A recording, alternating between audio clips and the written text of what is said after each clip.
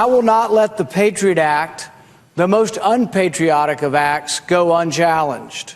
Are you really willing to give up your liberty for security? What if the security you're getting is not even real?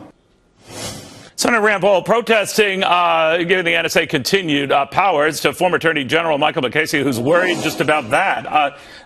He's saying enough is enough. What are you saying? What I'm saying is not enough, and he may be right that the current law doesn't really give the NSA enough information.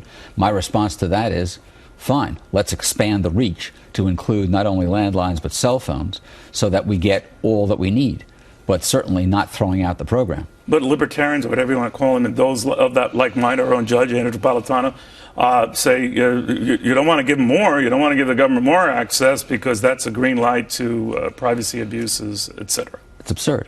The program, they either don't understand or they don't want other people to understand what this program involves. It involves gathering the calling number, the called number, the date and length of the call, stockpiling all that information against the possibility that we get a suspicious number and then run it against those to find out whether a terrorist has either called or been called by a number in the United States. That's the only purpose it's used for. It doesn't include any content, doesn't even include the identity of the subscriber or the parties to the call.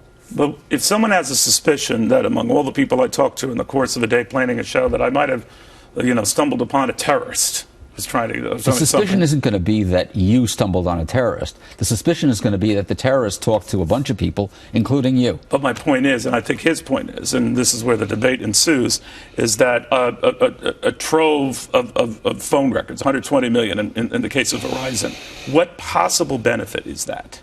The possible benefit is to find out who a terrorist has spoken to. And then, but none of that, Attorney General, affected getting the Tsarnaev brothers or multiple attacks we've had since. Yeah, so they argue that these procedures did little to make us safer. Not true. Number one, it got Zazi and all of his friends who were going to blow up the New York City subways. No mean target, that.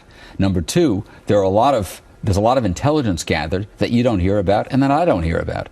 That's what intelligence gathering is about. It's about building bricks toward figuring out, toward building a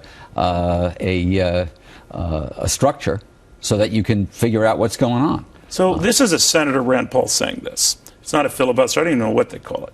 But it's. Do you worry if he became president? It's Rand hot Paul? air. It's what I call it. Do I worry? Yeah, I'm terrified of the possibility. Luckily, it's not going to happen. Why do you say that? Because he's completely off the wall. There's no way the Republican Party is going to nominate somebody like that. The question is how much damage he's going to do in the meantime. And the answer apparently is quite a lot. Do you think there is a division, though, among Republicans in the greater sense between protecting civil liberties and, as Chris Christie said, keeping us alive? It's a moot point if you're dead. I'm paraphrasing. Yeah. There are people who are concerned about civil liberties who don't understand that the NSA bulk data gathering program has nothing to do with civil liberties.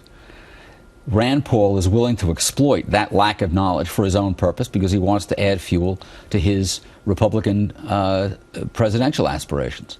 I think it's completely cynical. All right, I'm going to put you down as a maybe on Senator Paul. Michael Mukasey, thank you. Good seeing you. Good to see you.